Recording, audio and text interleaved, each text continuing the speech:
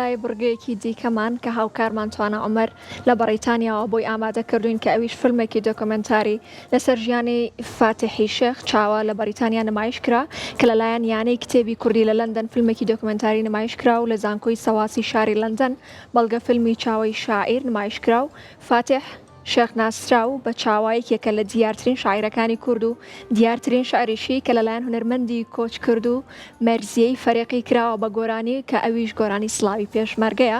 لە مەراسیمەکەدا شاعیر ئامادەی هەبوو و لەلایەن ژمارێکی زۆر لە ڕەوەندی کوردی و پێشوازی لە بەڵگە فیلمەکەی کرا و دواتر گفتوگۆ لەسەر ژیان و بەرهەمەکانی لەلایەن یانەی کتێب کە ڕێکخەری مەراسیمەکە بوون. ڕێز لە چاوە گیرە لە بەرنامەی ئەم جارەماندا یەکێ لە جوانترین و بەنرخترین شوێنەوارەکانی شێعری نوێ کوردی بۆ ئێوە هەڵبژاردومانە کە لەگەڵ شیکردنەوەیەکە بۆتان ئەخوێنینەوە.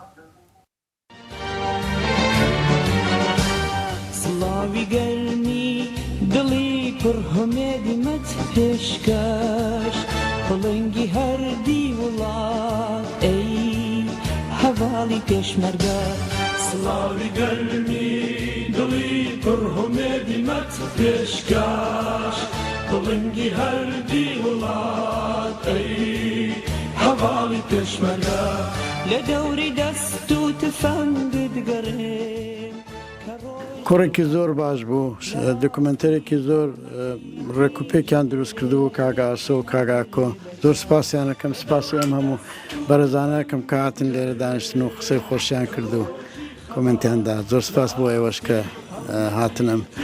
هەستێکی زۆر ئومێدەوار ینی ئومێدەوارێدا بە ئینسان کە هەتا ماوە ئینسان هەتا ماوە پێزانینی پێ بکەن زۆر باشترە. ئەگینا وەختێک نەماوە خۆ ئەو نەماوە تازێت فایدەی چییە؟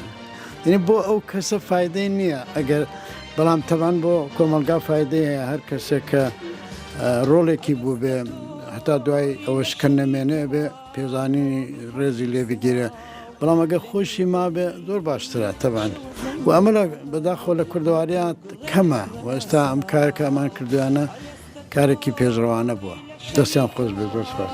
مۆمی هەڵگیرساو لە نێو دڵی شەوە زەنگە وەکو گڕێک ڕاساو سڵاوی گەرمی دڵی پڕ هەمێدی مەت پێشکەش بڵنگی هەر. ئەمڕۆ لە زانکۆی سەواس هەمومان کۆبووینەوە بۆ ئەوی سەیری فیلمێکی دۆکۆمنتاری بکەین لەسەر ژیان و بەرهەمی ئەدەبی چاوەی شاعیر کە یەکێکە لە شاعیرە بناغەدانەری شعری نوێخوازی لە ئەدەبیاتی کوردی لە ڕۆژهەڵاتی کوردستاندا.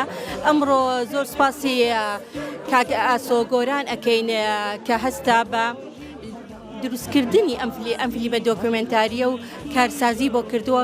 وەها زۆر سپاسی کاک ئاکۆ ئەەکەین کە ئەویش وەکو مۆنتاژ هەستا بە ئەو فیلمە.